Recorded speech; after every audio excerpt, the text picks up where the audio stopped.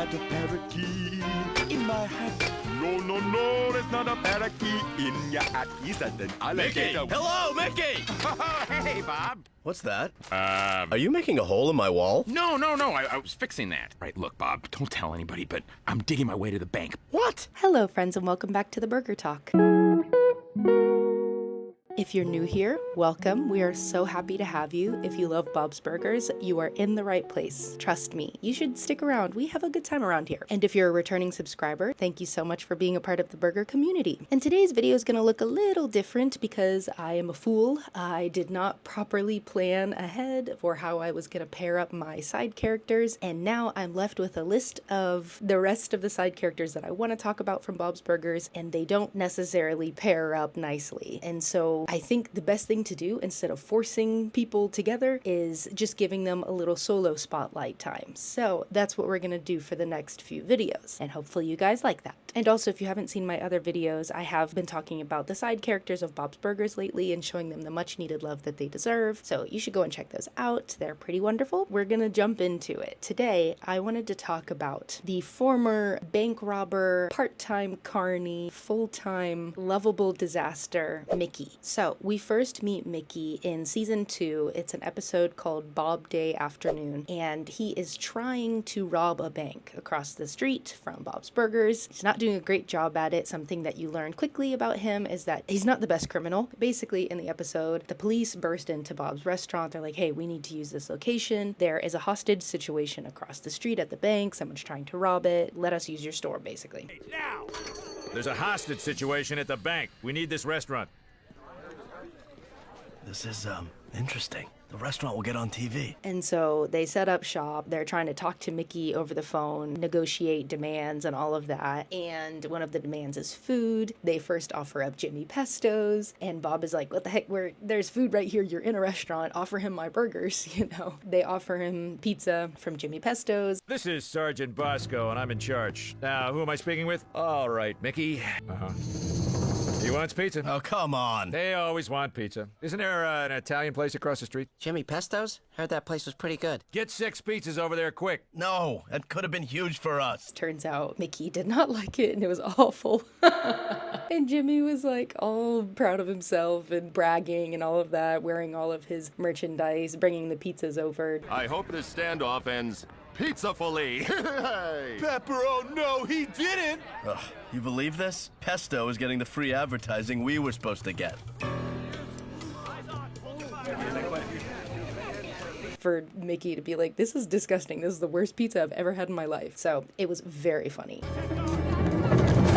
That was the worst pizza I ever had. Jimmy Pesto's is crap.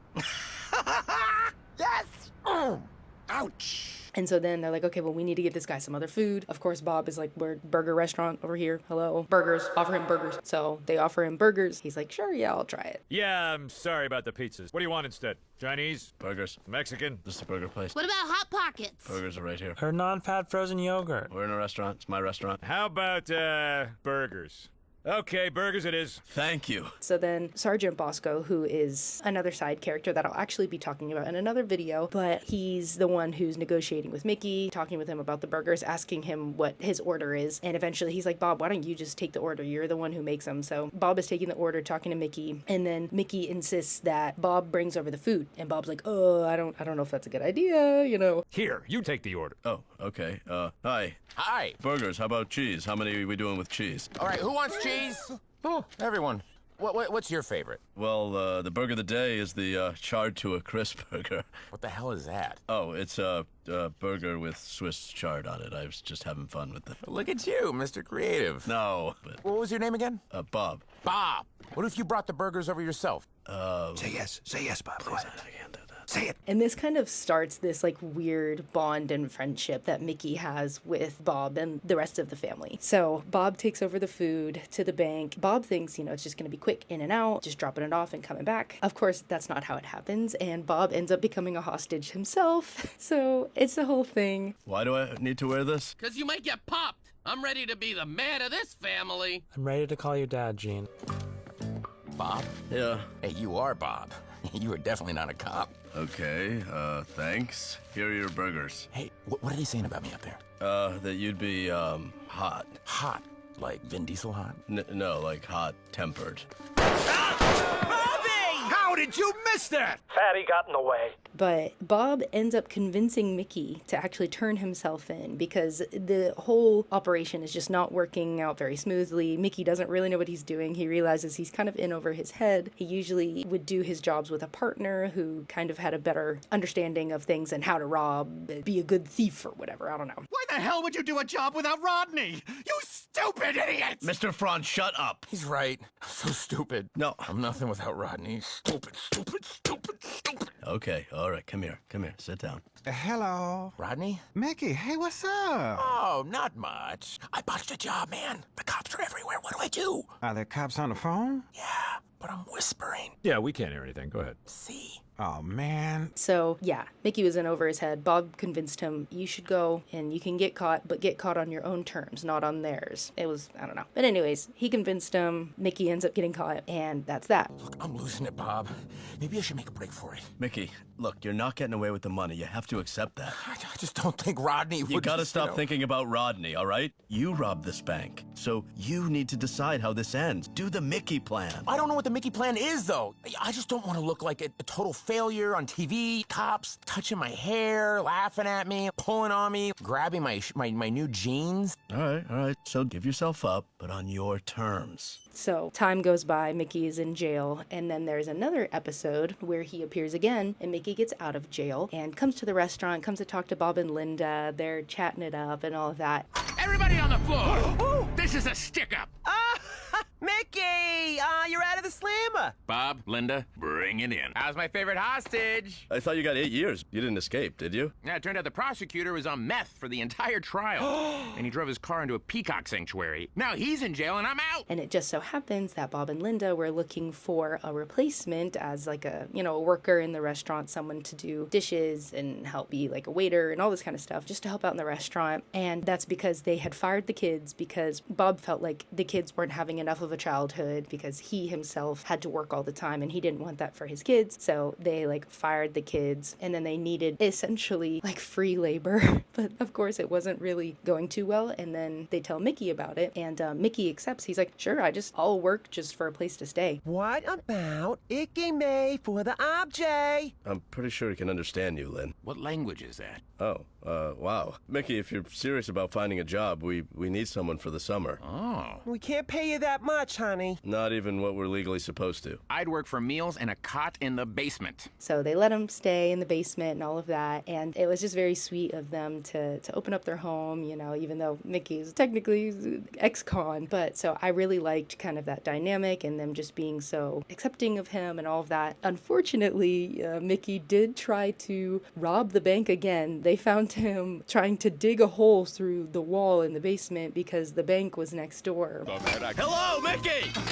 Hey, Bob. What's that? Oh, this? Oh, you ever seen this movie? It's great. Are you making a hole in my wall? No. I was fixing that. Right, look, Bob, don't tell anybody, but I'm digging my way to the bank. What? Come on, no. And he was like, if I rob the same bank twice, I'll get double jeopardy and they can't prosecute me or whatever. I'm like, no, Mickey, that's not okay. It's the perfect crime. I've got double jeopardy. What do you mean you have double jeopardy? I'm robbing the same bank, Bob. They can't try me for it again. Yes, they can, Mickey. And so it's funny because Mickey you can't help but love Mickey. Like, he had a rough upbringing clearly and turned to a life of crime, but like, he has a really good heart and he's really sweet and he's easy to be friends with. He's just kind of turned around in some ways. Fine then, Bob. Why don't you fire me? Okay, you're fired. You're firing me? Look, you can stay tonight, but tomorrow you're gonna have to find another place. Okay, that's cool. I'm taking the pick. No!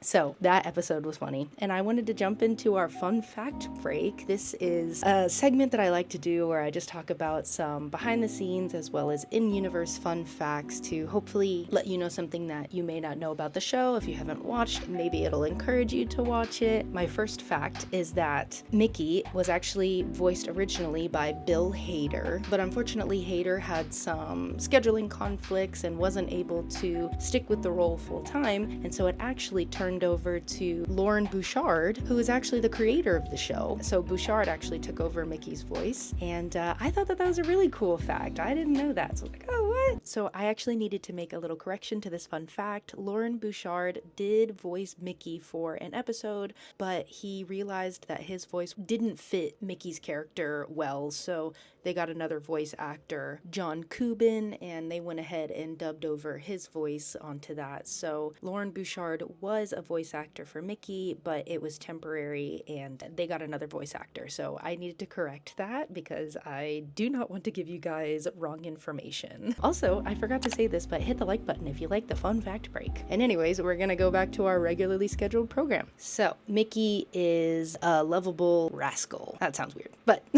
it's hard for Mickey, you know, to find his place and where he can go. I know, especially for people who have been to prison or and all of that, and it is really difficult for them to integrate back into society. But Mickey finally found a place that works well for him, and that's at Wonder Wharf. He started working there and he became a carny. It's just the perfect place for someone like him, you know, kind of just off the beaten path, a little unpredictable, but you know, just has a good heart. But yeah, all of the carnies do tend to have kind of a shady past, but it works well for Mickey. So we love that. We love to see him having a good, stable job. And he actually, you know, works hard at it and wants to do well. Hey, burger babies! Hey, Hey, Mickey. Mickey. 3 of your finest seats, please, Mickey. Gee, sorry, Louise, you're too short. Mickey, Mickey, Mickey. What's a couple inches between friends? Wouldn't be safe, and I also happen to be up for Employee of the Month. We get our pick of the stuffed animals, and I have my eye on a banana wearing Bermuda shorts. I just really enjoy Mickey. I think he's a great addition to the show, and I feel like it's cool seeing the dynamic with him and the Belchers. I think that they truly enjoy Mickey and who he is. I feel like it started out with, you know, Mickey being this criminal, but I think it's cool because it kind of shows that Bob's Burgers isn't just gonna write people off that easily, you know, just because he had this checkered past doesn't mean that he couldn't change. So I think that that's a really great moral and lesson that all of us could learn from. But anyways, I think that's gonna be enough about our boy Mickey. If you guys want to let me know in the comments, maybe your favorite moments in the show with Mickey, let me know maybe who you'd like to hear me talk about next. And I truly enjoy this time just talking about Bob's Burgers with you guys. It's so much fun. So thank you. If you like this video, go ahead and give it a thumbs up, hit that like button. Also make sure to hit that subscribe button so that you can see this face a whole lot more. And I will catch you on the next one. Bye.